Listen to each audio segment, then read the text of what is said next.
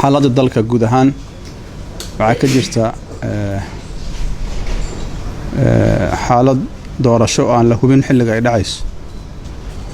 waa bilaabatay run waaye aqalkii sare, laakiin aqalka sare oo nambarkiisu aad u kooban yahay wuxuu socday waqti dheer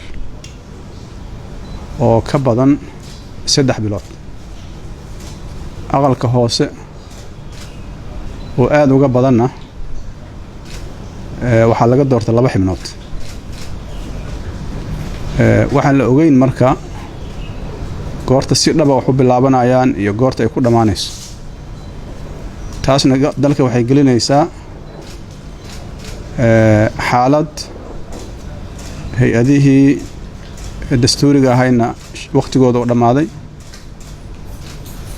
hay-adihii la rabay in lasoo doorto oo dib loo cusboonaysiiyo ama doorasho cusub la galo in aysan muuqanin waqtiga ay ku dhacayaan iyo sida ay u dhacayaan. sida ogtihiin dadka Soomaaliyeed meel ay joogaanba sanawaadkii ugu dambeeyay waxaa caado ahayd 4 sanaba in doorasho la qabto. taasna waxaanu arkaynaa inay tahay arrin keenaysa xasilooni siyaasadeed oo dalka muhiim u ah. dalkan sidaan wada ognahay wuxuu soo maray maraaxil kala duwan: dagaal sokeeye, burbur, institutionadii dowladda ay burburaan, kadibna dib u heshiisiin iyo dib u dhis qarankii Soomaaliya. waxa bayska u ah waxa waa heshiiska bulsho ee dhacay iyo dastuurka.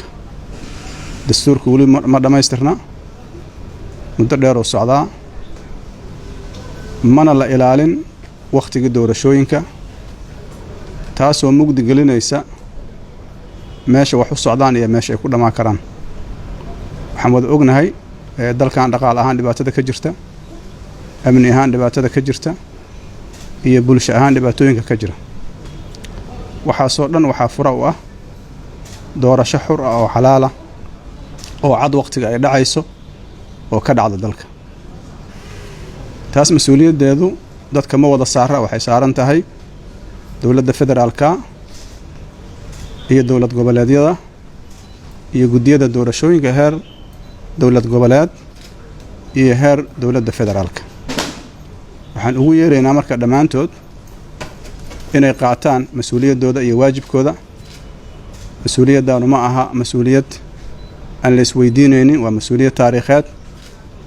dadku hadday u qaataan intay mas-uuliyad qaataan ama mas-uuliyad qabtaan ee iska waxay doonaan samayn karaan, arrintaas sax ma aha. waxaa la rabaa cid walba mas-uuliyaddeeda inay ka soo baxdo, waajibkeeda gudato sida ugu habboon, maxaa yeele waa waajib qaran. inta aan lagula xisaabtamin adigu inaad isla xisaabtantaa fiican. ummadaa xilka u haysaa, u baahan in loo adeego. meesha aan joogno waxaana keenay mas-uuliyad la guda waaye.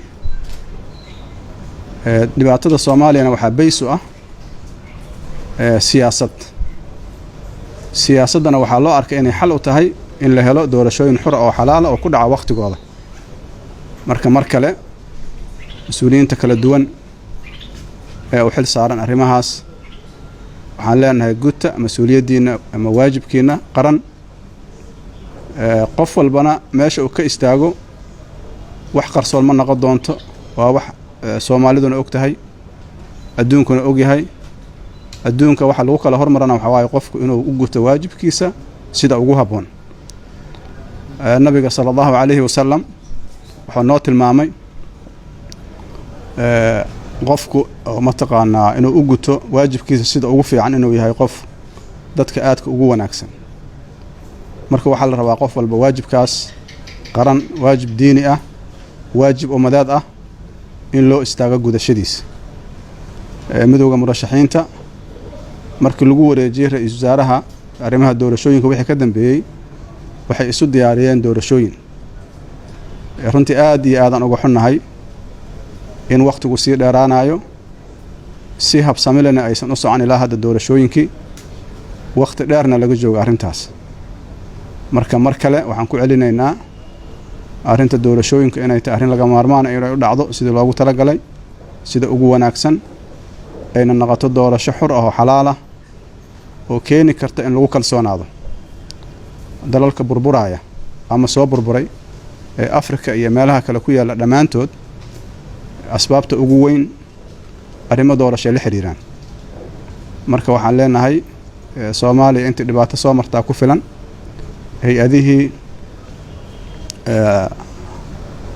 adeega bulshada hay-adihii mataqaanaa dastuuriga ahay dhammaantood maanta waxay ku jiraan xilli kala guur ah kullama lagu jiro muddo dheerna waxay keenaysaa inay fursad siiso cid kasta oo aan jeclayn ummadda Soomaaliyeed inay horu socoto si gaar ah waxay fursad siinaysaa al-shabaab oo aad ogtihiin inay ka faa'iideysanayaan kala daadashada iyo hubal la'aanta doorashooyinka marka waxaan leenahay mas'uuliyaddaas qaran siday tahay loo abaaro waa mahadsantihiin. Assalaamu calaykum waraxmatullaahi wabarakaatuh.